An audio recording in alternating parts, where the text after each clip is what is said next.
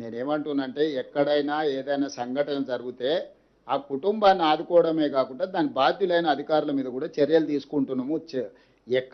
కొన్ని దగ్గరలో సంఘటనలు జరగలేదని మేము చెప్తలేం. కొన్ని ప్రభుత్వం దృష్టికి రాకుండా లేకపోతే కొంతమంది నిర్లక్ష్యంతో కొన్ని మిల్లులోలు టీఆర్ఎస్కి అనుకూలంగా ఆ మిల్లులు గత ప్రభుత్వంలో 1000 కోట్లు కొల్లగొడితే వాళ్ళ మీద పీడీ యాక్ట్ పెట్టి కేసులు కట్టి కోర్టు నుంచి తెచ్చి అరెస్ట్ చేసినాం. ఇప్పుడు లారీలు ఐకేపీ సెంటర్ల నుంచి లారీల నింపి మిల్లుల దగ్గరకు పంపిస్తే మిల్లర్స్ కొంతమంది టీఆర్ఎస్కి అనుకూలంగా ఈ టీఆర్ఎస్ నాయకులు పోయి వాళ్ళని దించనీయలేదు. రోజుల కొద్ది ఆ లారీలను దించకుండా ఆపడంతో మళ్ళీ కొత్తగా ఐకేపీలో సేకరించిన ధాన్యాన్ని రవాణా చేయడానికి వాహనాలు లేవు. ఈ ఆర్గనైజ్డ్ క్రైమ్ చేస్తున్నారు బీఆర్ఎస్ వాళ్ళు. ఇప్పుడు టీఆర్ఎస్ అంటే కొత్త వాళ్ళు వస్తారు. మరి నాకు ఇదో సమస్య వచ్చి పడ్డది, ఇదో దరిద్రం మళ్ళా తోడు.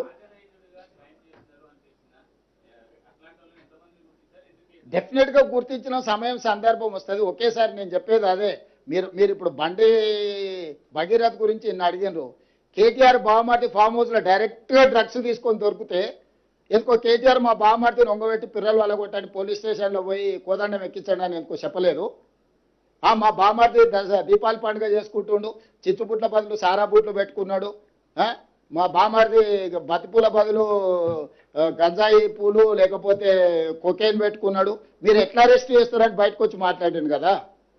ఈ సిగ్గులేనోడు మరి బావమార్తి ఫామ్ హౌస్లో డ్రగ్స్తో దొరికితేనేమో కేసు కాదు, ఇంకో ఎమ్మెల్సీ కోడి పందాలతో దొరికిండు, దాని మీద లేదు.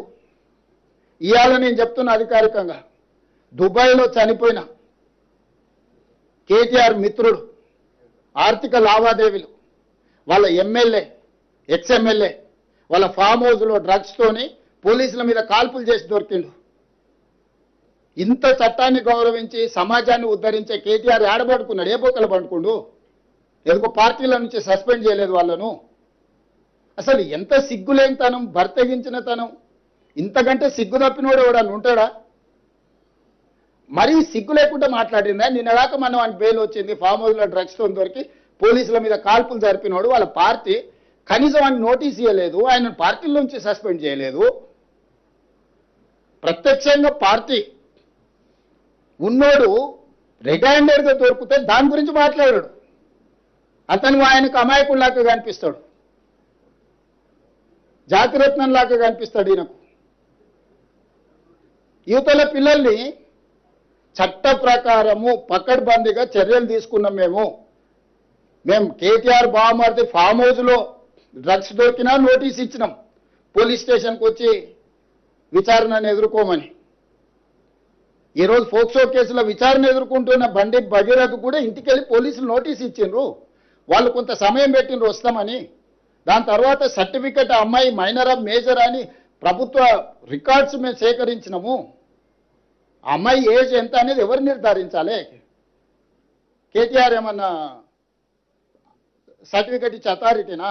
ఆర్ఎస్ ప్రవీణ్ కుమార్ ఏమన్నా ఐఓనా? ఐఓలు వెళ్ళి స్కూల్లో అమ్మాయి బర్త్ సర్టిఫికెట్ తీసుకొని 10th క్లాస్ సర్టిఫికెట్ తీసుకొని అమ్మాయి హాస్పిటల్స్లో బర్త్ సర్టిఫికెట్ తీసుకొని ఆధార్ కార్డు తీసుకొని ఆ అమ్మాయి మైనర్ అని నిర్ధారించుకొని ఇమ్మీడియట్గా ప్రభుత్వం యాక్షన్లకు దిగింది. కోర్టు కూడా మమ్మల్ని తప్పు పట్టలేదే. ఓన్లీ కేటీఆర్ కోర్టులో తప్పు. నాదే ఫామ్ హౌస్ మేము మీటింగ్లు పెట్టుకున్నాను ఒకటి చెప్తాడు, నాకు సంబంధం లేదని ఇంకోటి చెప్తాడు, అనుమతి లేకుండా కట్టుకుంటే ఏమైందని వాడు అంటాడు.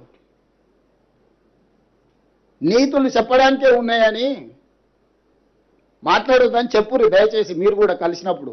నాకు తెలిసి మిమ్మల్ని కలవాడనుకుంటా. Subscribe us and press the bell icon for more interesting updates.